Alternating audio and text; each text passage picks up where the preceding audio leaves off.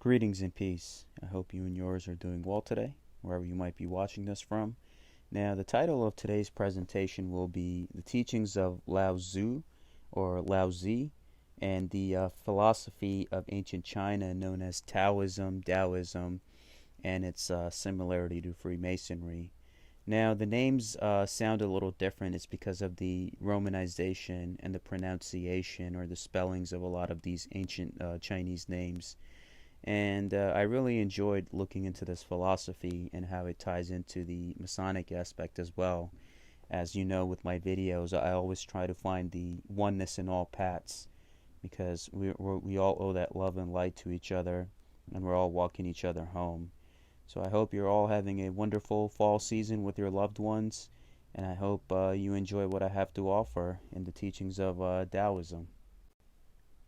Here we begin with Laozi himself, a legendary figure in the history of not just Chinese history, but in the Taoism. And he was a 6th century scholar. He was basically a legalese scholar that used to go around and be a diplomat between the different warring states and, try to bring knowledge from the east to the west, west to the east. So he was always seen as somebody who tried to make people meet on the level and to increase the aspect of knowledge.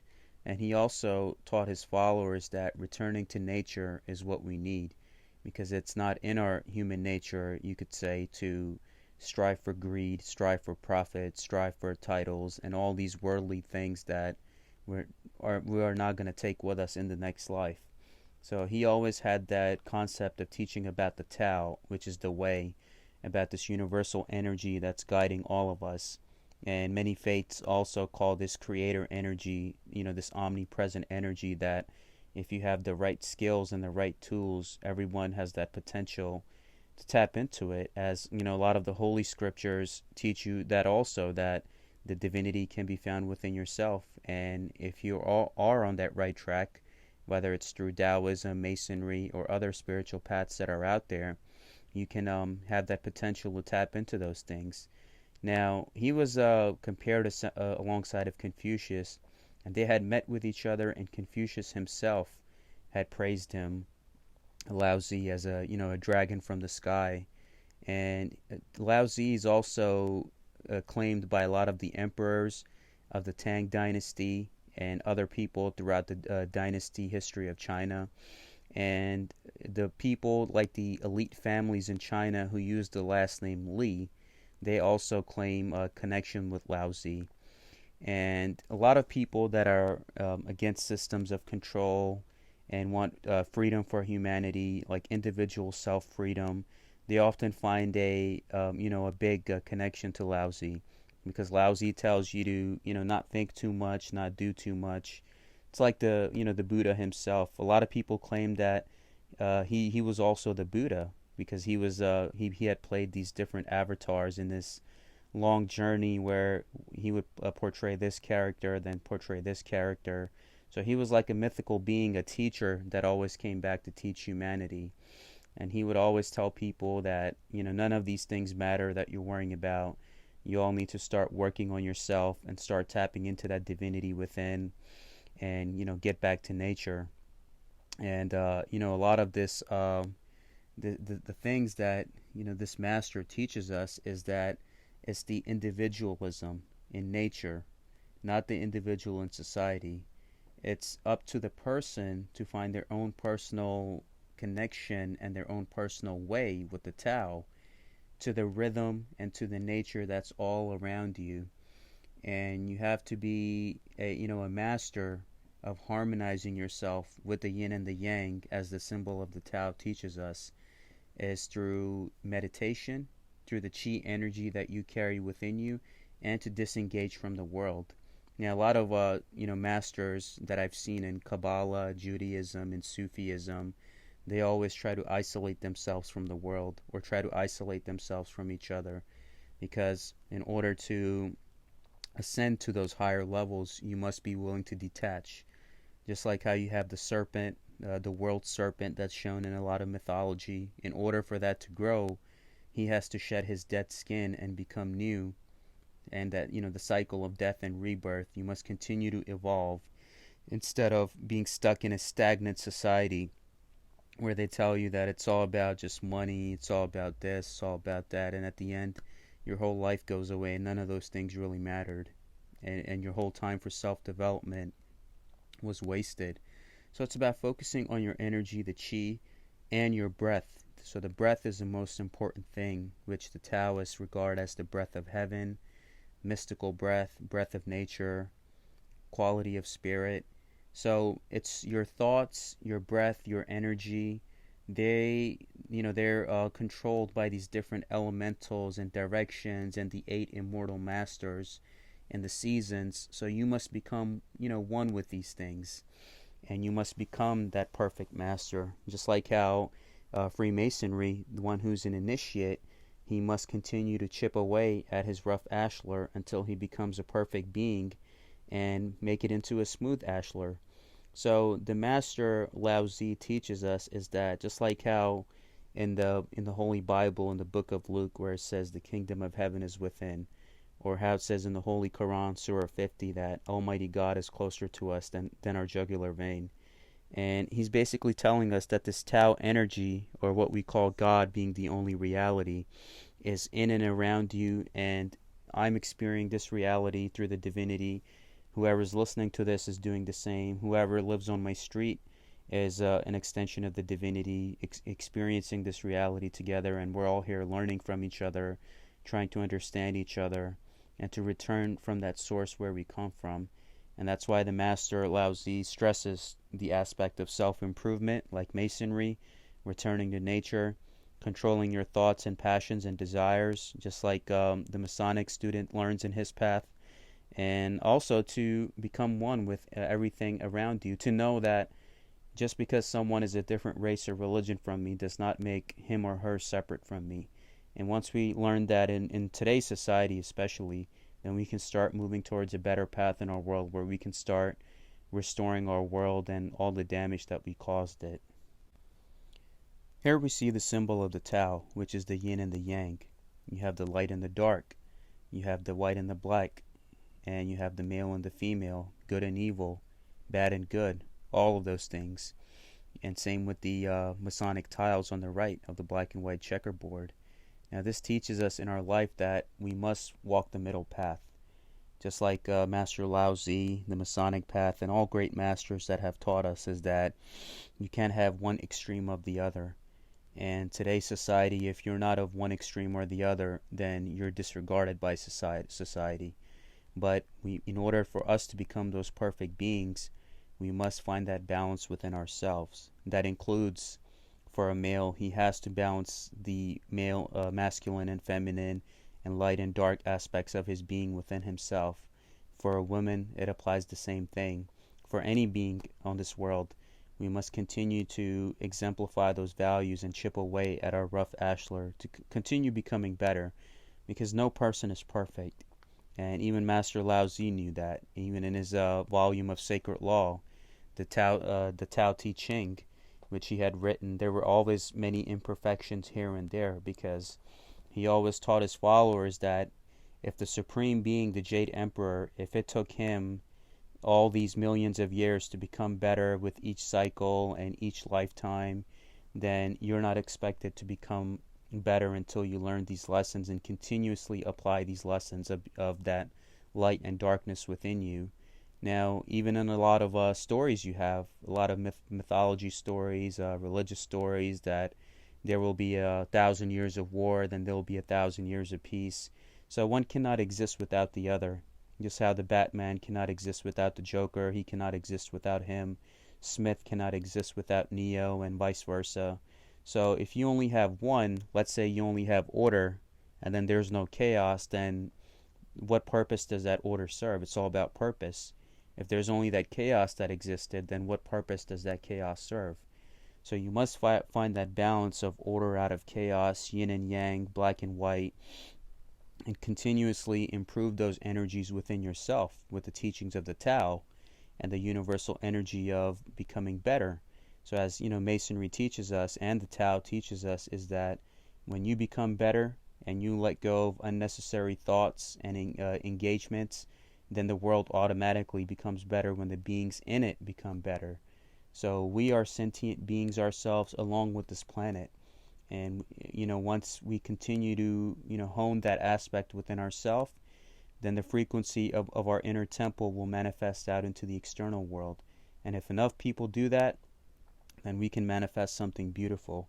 Because the human mind, with our connections with the Qi and the Tao, we are very powerful beings, and we must continue to realize that instead of being divided with each other. Here we will talk about the supreme being of Taoism and their volume of sacred law. Now, the supreme being is seen as the Jade Emperor, who is not only just regarded by the Taoists, but also the White Lotus Society from China. So the Jade Emperor was originally a prince of a kingdom, of a heavenly kingdom, and when he was born, he emitted such a wonderful light from himself that had filled the entire kingdom where he was at. So a similar story of how the great prophets and messengers and ascended masters that have walked the earth before us. It's a similar kind of a story that's set up about a holy child that's born. And in his youth, he was very kind, courteous, very intelligent. And in his youth and throughout his life, he had always devoted his time to help the poor and the suffering, those that were deserted, those that were hungry, the widows. So just like, what a Mason does, he helps those that are widows, that are hungry, that need help, that cannot help themselves. And he always showed respect and benevolence to not just man, woman, but also the creatures and the animals and the nature. So we have that aspect of the nature aspect being set up here too. And after the death of his father, he ascended the throne. And he made sure that during his reign as the king, his kingdom and the land around him was filled with peace and satisfaction. So he did his job by making sure that no one left away dissatisfied in any way. And he wanted to continue with the Tao and to continue this aspect of self-improvement. Now, this is equivalent to, I guess, the time of the Jade Emperor, but on Earth time, it basically took millions of years for the Jade Emperor to go through all of these trials and tribulations.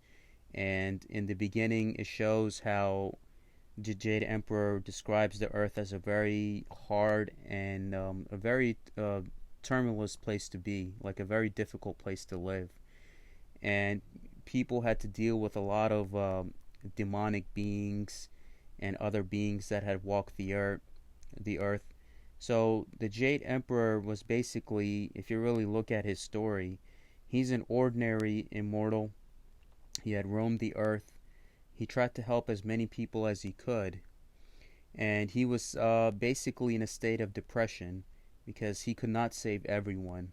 And that's that aspect that people say that only 15% out of 100% of the people are going to make it when the earth goes from one phase to the other, because the other 85% had been corrupted. So he would always retreat to a cave to do his meditations and to cultivate his energies. So now we have this another similarity, that you have to go to the mountaintop to find the light. And if you look at the back of the $1 bill and you look at the pyramid on top of it, that's the mountaintop. And that's emitting the light of the grand architect of the universe, Almighty God, in whichever way you might perceive it, such as the Tao or any other way. And, the stories of, if you look at the stories of Martin Luther King, Moses, Muhammad, peace be upon them, they all found their enlightenment when they went to the mountaintop. So he had to go through basically so many different trials he had to go through. And it was about 32,000 trials, with each trial lasting about 3 million years, equivalent to the Earth time. And, on Earth, there was an evil entity that had the desire to conquer and destroy humanity and take over the entire world or the realm in terms of controlling it for its own gain. And the Jade Emperor, through his trials and tribulations, and about 32,000 of them, which took like millions of years. So you're basically looking at 300 million years for him to just go through all of that. And he was eventually able to, conquer all of that. He was able to conquer those beings, and he defeated those entities. And he was, teaching the people that it's about love and the aspect of choosing love and not fear. And when you had this aspect of the demons attacking him, and there's also, you have this aspect of as above so below. So we believe the fight between good and evil happens here, but it happens in the upper realms too, such as the fourth dimension, where a lot of these angelic beings are going to war with these demonic beings. And when you start getting on the right path yourself, such as, you start walking this path of self-improvement, Masonry, Taoism, anything, you might have out there, there will be things out there that it basically reflects, you're reflecting your energy up there, and then they will send the, dark beings after you to try to give you the tests and trials and tribulations. So as the one on that path, walking on the path, the way of the Tao, you will be tested and tried, just like the Jade Emperor was. And you must continue to hone your skills, hone your temperament, hone your understanding, and hone all of these things until you become that perfect master, and become a master of not just the heavens and the earth, but of your own self by returning to nature. Now, their volume of sacred law is the Tao Te Ching, which is a character text about like maybe 5,000 to 6,000 words, and it has like between 80 chapters. Now, when Lao Tzu wrote this, he had written it like in a poetry type of setting, and there was a lot of contradictions in there. Why? Because he wanted the text to be imperfect, just like how he had to go through a lot of trials and tribulations himself. Lao Tzu also teaches us that you also have that aspect of self-improvement within you, where even your life can go through a poetic rhythm, just like how the volume of sacred law of Tao Te Ching can go. But there will be aspects that you will need to continue to work on yourself. So if it took the Jade Emperor almost 300 million years, then it could possibly take you a whole lifetime, or maybe more yourself, to continue to get back to that source from whence we came from. And, from a Sufi aspect, I found this interesting because we believe that God is the only reality, and it's very similar to what the Tao is teaching, and even in the Masonic path, where you must always trust God in all of your dealings. And the Sufi aspect, there's a thing that you always exist in some kind of energy. So you have a plant, you have a mineral that goes to a plant goes to an animal goes to man goes to angel, and angel goes back to God. And we have this concept where we say, to God we belong, and to him we shall return. After a person passes away, the aspect of the memento mori, knowing that your time is short here on this world, and you must continue to strive and be the best as possible. And the Tao Te Ching, with the rhythmic teachings of Lao Tzu and the Jade Emperor, also teach you that you were not sent here to just, cry about money and titles and degrees and what's going on, or what's that about, or who's fighting, or who's right and who's wrong. You're here to get back to nature and become a perfect being, so you can return to that source where you come from. That is your reality, and that's why they tell you to disengage. That's why you see a lot of masters that might pop up here and there to help somebody, but then they'll disengage from the world, because they rather just observe and let you work out your own evolution. So that's why, even in the volume of sacred law, there's a lot of imperfections with the rhythm of poetry, because you are taught to exemplify what the masters are teaching you. Here we have the 8 immortal masters that the Taoist must exemplify in his or her journey. Now, these masters also represent a part of light and dark, the yin and the yang, and also the different directions of the world, and also the elementals. So it's basically not just the aspect in the Masonic terms, such as the 7 liberal arts or the 4 cardinal virtues and all those things, but these aspects are taught that when you exemplify these masters, you walk that way, or the path of the way of the Tao, on that path of self-improvement, and continuously become better in all that you do. Now, the first being is Zhang Gu Lao. Please excuse me if I mispronounce anything. So you have the spirit that deals with your spirit, creativity. That's the yang, and that's the aspect of the heaven. So you have this Han Jing Zi, which is sensation, feeling, instinct, which deals with wind and wood. Then you have the intuition, your subconscious mind, irrational, Li Ti Kuai, the master, which deals with the water element. Now you have Zong Li Quan, which deals with wisdom, superconscious, transcendent, and deals with the mountain in terms of nature. Then you have the great soul, which is receptive, which is the yin, which is the He Shan Gu. So you see on the top and the bottom the yin and the yang, and the heaven and the earth, just like how you have these different aspects of becoming a perfect master through the way of the Tao or through Masonry, is the concept of mastering the elements and the temperaments and the virtues around you, and becoming that perfect master between the yin and the yang, and the heaven and the earth. So now we have the yang over here on this side.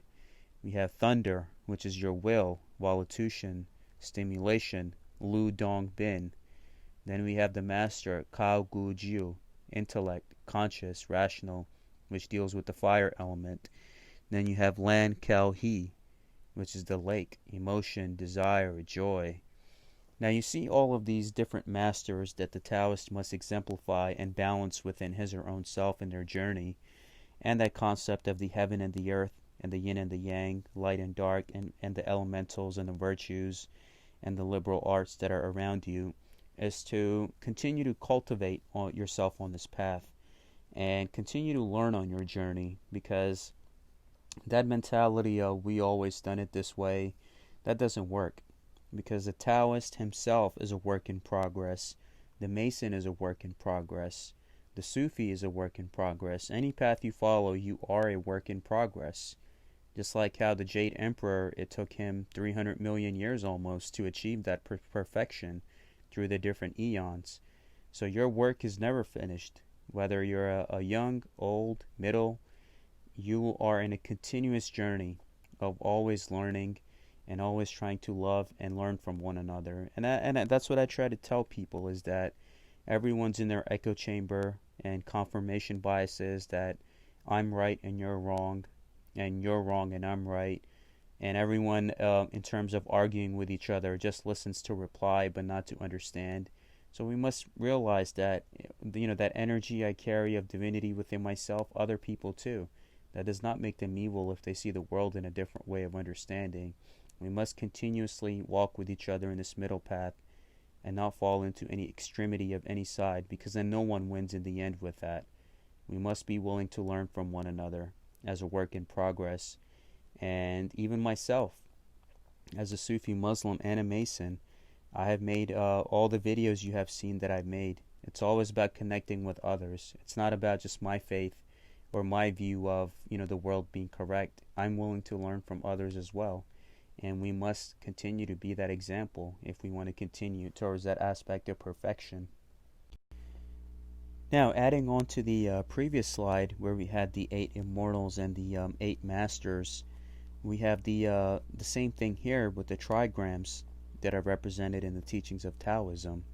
And it's pretty much the same aspect, but this also focuses on the aspects of the relationships. Now, the real Masonic experience is the friendships and the relationships and the experiences you build with one another. And those are the greatest treasures you can hold in your life, is that love and light we share for each other in our journeys as we walk each other home to that source from where we come from. And the trigrams of the Taoist teach the same thing, where you have the Qian, the heaven, the creative, strong father attribute relationship, the masculine. And on the right hand side you see the all the directions of the world laid out there too, just like how Masonry is a global brotherhood. Taoist is a global family, and this Tao is a global energy also that we all have the chance to tap into. Kun, which is the earth, the mother, devoted, yielding, receptive. So the heaven and the earth, your mother and father, the aspects of creation. The Chen, the arousing, inciting movement. The thunder, which is your first son. The Kan, water, the abysmal, dangerous, second son. Ken, keeping still, mountain, resisting, third son. Sun, wind, wood, gentle, penetrating, first daughter. Fire, Li, second daughter, the clinging, light giving. And your third daughter, the joyous, joyful, Tui, lake. Now, you look at this and you see the aspects of many families where you'll have a mother and a father, heaven and earth, and you'll have maybe a son or a daughter or a few sons and a few daughters, and you will see those attributes within that family atmosphere too, where you'll have one son that's a calm, collected individual. Then you'll have the other son that's always getting into fights, is angry, irrational, always wants his way, is arrogant. Then you'll have a daughter that's very calm, composed. She's very light-giving, joyful. Then you'll have the other daughter that's always clinging on to her parents and not giving her parents their space. So this aspects of, what the trigrams represent, and the aspects of the heaven and the earth and the elements around you also represent that energy is also found in family atmospheres. And that's that balance. We must hone that balance. And you see a lot of these families where that aspect of, let's say, heaven is missing, which is the mother, or that aspect of, the earth is missing, so you have a lot of families that are growing up with single parents, such as a single father or single mother, and that energy that child needs to hone his or her own elementals is missing. So this is teaching you that we must continue to strive to build our families and to respect our families and to take care of our families. Just like how Masonry teaches us is that your family comes first before anything. And Taoism tells you the same thing, is that in order for the aspects of the heaven and the earth and the directions and the virtues and all of these different elementals that are out there, you must continue to hone your foundation. You cannot be strong yourself and go change the world if your own self and your own house is not strong. And that's the same thing in a lodge setting or in a Masonic experience, that if your brotherhood is not strong from within, then you are not continuing its longevity. And how is that longevity established? Is through the love and relationships and building that family link with each other. Here we see the aspects of the three main Godheads that are represented in Taoism. So you have the Jade Emperor that's there, but you also have the other three that are represented also. And in some religious or philosophical paths, they can be seen as the three wise men or the three masters. So these aspects of the heaven and the earth, and earth, man, and heaven, is also represented in the Chinese underworld society of the triads, where they have the aspects of the heaven, earth, and man, earth, man, heaven, the Confucius Taoist roots that they have ties with. And it teaches you the elements of becoming one with yourself through all of those. Now a lot of these Taoist shrines, you can find them in Chinese neighborhoods. I know that when I was in Chinatown in New York City, there was a Taoist shrine there where you go, and it had a family type atmosphere, and you go at these shrines and you worship, and that worship actually makes you stronger. So in that aspect of Masonry, when someone is worshipful, that doesn't mean that you worship him. That means that person has that aspect of divinity within him, and he has become the master, the perfect master, and he's teaching the students and the brothers under him to get to that level, and then so on and so on, and then when they become master, they teach others. So we're all in this aspect of just guiding each other, and that's the feeling that you'll get anytime you might visit a Taoist shrine in any Chinatown atmosphere, or in China itself, if you ever get a chance in your life to go and visit and travel. Now, I would like to go over some of the favorite quotes from Master Laozi that I liked. Now, this was one of my favorite ones that he's often not given credit for, and you've probably seen this before too, where it says that watch your thoughts, they become words, watch your words, they become actions, watch your actions, they become habits, watch your habits, they become character, watch your character, it becomes your destiny. So, the master is teaching us is that everything starts from your thoughts. And you are in this position where everything could be fine in the world and everything is fine in your life, but your thoughts are creating these enmity scenarios. Oh, that, this person doesn't like me, that person doesn't like me. And then that, aspect of the dark energy that wants to attack the human family and wants to see the human family fail makes you act out of character by planting these doubts and suspicions in your heart and mind. And that's what we must protect ourselves from. Now, even myself, I give myself affirmations every day, and affirmations tell you that these thoughts are not myself, and these thoughts are not who I really am. I know who I am, what I stand for, and my purpose in this world, and I must continue to strive for that. And through all the good and bad times of my life, or the good and bad days of life, the yin and the yang, or the black and white tiles of the checkerboard, I must continue to strengthen my conviction with each passing step, or the way of the Tao, you could say. And that's what the master is teaching us, is that all these things, where it ultimately becomes your destiny, from habit, character, destiny, thoughts, it's all about your thoughts. Now, you also have a volume of Harold Percival, which is Thinking and Destiny, which talks about the same aspect. But Master Laozi has already been teaching this from the East since the 6th century BCE. So this is not a New Age idea or something that's new.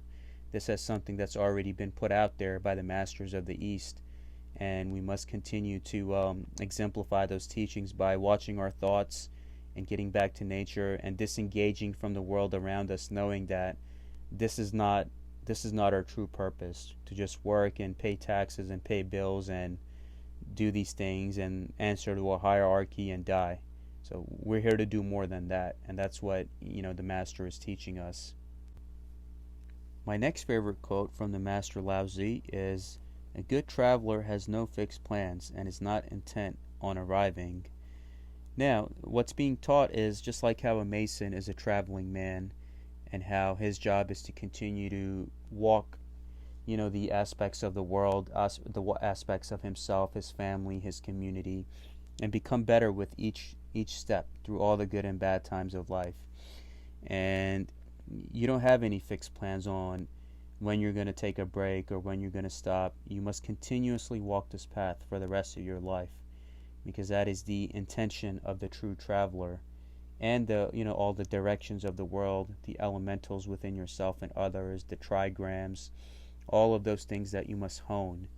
And how even the Mason himself is encouraged that you must travel to other countries, other parts of the world, learn from people, apply those lessons to yourself, and then come back in this ever expanding journey of becoming that perfect master. Or a perfect example can be given as the never ending story about that beautiful world of love and imagination, and how we must tap that into ourselves to become that aspect that we seek to fulfill. So we must continue to learn from others and not let books, movies, or other things define us, what certain people or places are to us. You must go and see it for yourself. You must go and travel the world, and travel the different states in the U.S., travel the different parts of the world that are out there to learn from people. Because that's what we're here to do, is we're here to get back to nature, disengage from things that do not benefit us or cause us divide between the human family, and make the aspect of being that perfect traveling man is by chipping away at your imperfections and making the effort to learn from each other. My next favorite quote is this: "I have just 3 things to teach: simplicity, patience, compassion. These 3 are your greatest treasures. Simple in actions and in thoughts, you return to the source of being. Patient with both friends and enemies. You accord with the way things are. Compassionate towards yourself. You recounsel all beings in the world. Now, people fall into these cycles of revenge and vengeance and getting back at others and other things. Now, what Master Laozi is teaching you is that just let things be. Because the Tao of the energy, what you put into this world and in humanity with your dealings with others and yourself, you will ultimately get that back. So, you know how they say, like, God fight your battles for you? So he's teaching you here with the energy of the Tao is that never compromise your integrity or your character to try to get back at someone, or to fall into this trap of I need money, or I need titles, I need degrees, I need to be better than the other person, or those people that sell out for fame and fortune. And at the end, what happens to them? Right? They go through all this miserable aspect of learning that at the end you lose everything. So you end up losing yourself just for the sake of having something that's only temporary. So that's why he's teaching you is just live a nice, simple, humble life, have compassion, and you will be the richest person, not just for this lifetime, but all the other journeys that you have ahead of this one, because you will always exist as the immortal soul in all way, shape, and form, as Masonry teaches us also. Be simple in your actions and your giving, and be patient with everyone. Always circumscribe your desires and live within due bounds. Be a compassionate person, not just to yourself. Even to those who did you wrong, be compassionate, so even they could learn that, hey, I'm doing all this stuff to this guy, and he's always being nice and considerate to me. Maybe I'm doing something wrong. Then you make them feel shame about themselves. And that's that aspect of killing them with kindness. So, as the Taoist or as the Mason, you promise to hold yourself at a high level of integrity and respect and compassion at all times, knowing that even if somebody does do me wrong, they ultimately will have the price to pay for that. But if you fall into those traps, then there's no difference between you and them. You got to be the better person and show them that this is the better way. It's like, I see online on social media where, you have a lot of these people of the path that fall into, that the traps with each other, where, they're fighting over politics or, this stuff or that stuff, or who's right and who's wrong. And you have a person that's not an initiate, and he looks at these two fighting, and he would say to himself, then what's the difference between me and myself that's a profane, or the other person that's an initiate, if they're thinking and dealing with each other with the same way that the public is? So you must set a better example in order for others to follow you. And it's not about words, it's not about what you say. People follow you through your actions and your character. So that's what we must continue to exemplify, as Master Laozi teaches us. Last but not least, the Tao never does anything, yet through it all things are done. If powerful men and women could center themselves in it, the whole world would be transformed. By itself, in its natural rhythms, people would be content with their simple, everyday lives, in harmony and free of desire. When there is no desire, all things are at peace. Now, could you imagine a world where that aspect of people running to college and running to school and running to jobs and everyone being crammed on the trains trying to make it to work, all of that was dissolved, and everyone had a nature-based, abundant lifestyle, and how much peace there would be when there's no such thing as just systematic this or systematic that. Everyone has an equal opportunity, where they have an equal advantage of living a stress-free life. Their kids have everything that they desire. Because why do people grow up, work hard, go to school, get a car, get a job, do all that at the end, just to do what? Just to live better, right? Just to have that aspect of living in a better home, having a better source of income, being able to live a comfortable life. So people grind away years and years of their life just to have that. So imagine if all of those systems of control were dissolved and we all had that automatically. So that's what Taoism, its main teachings is to disengage from the world and return to nature as much as you possibly can. But in today's world it's difficult, with the globalization and the aspects of you surviving and trying to make a living. You have to deal with the world in some way. just like even the Amish are, forced to do that, where they want to live in their communities as much as possible, but when they have to come out and try to make a living for their family, they have to engage with the modern world. So, the aspect of what this is teaching you is, in the Masonic aspect as well, is just be at peace with yourself. Don't be in a rush to get this, or have a desire to do this, or be have a that I won't be happy unless I get this in my life. Just be happy in the state that you're in. There's other people out there that are probably in worse condition than you. Always be in a state of gratefulness and thankfulness. Even the people that are, having these issues right now of all different kinds. If we all sat down and think, I have clothes, I have running water, I have a bed to sleep in, I get food to eat every day, I have no reason to complain about everything or anything. And I must continue to strive to become better and improve my world and be in a state of thankfulness and gratefulness with what I already have. And not to be in a desire or rush that I'm not happy unless I get that. You must find that happiness within yourself. That even Masonry teaches us is that, materialism will not satisfy anything. It's about, it's your heart. It's your heart that's the most valuable thing, and that's what you must protect. So thank you. I thank you very much for watching, and I send my love to all of you and your loved ones as the fall season starts. And I hope you enjoyed my presentations, and always thank you all for sticking by me, as you always do. And if you haven't checked out the rest of my videos, go to my playlist and check out my Masonic education videos so you can catch up on all the presentations that I've done. If you have any questions or comments, please email me at salmonshake911@gmail.com, and please ask before reposting. All the images and thumbnails are retrieved from public domain searches that are used in this presentation and are the rightful properties of their owners. I claim no ownership of the images and am using only for the purpose of education, and my video allows that under the copyright laws of nonprofit and education, which my videos always are. I thank you all for everything, and I send my love to all of you and yours. Please keep your energy grounded for the rest of this year, and always choose love, not fear. Thank you. All rights reserved.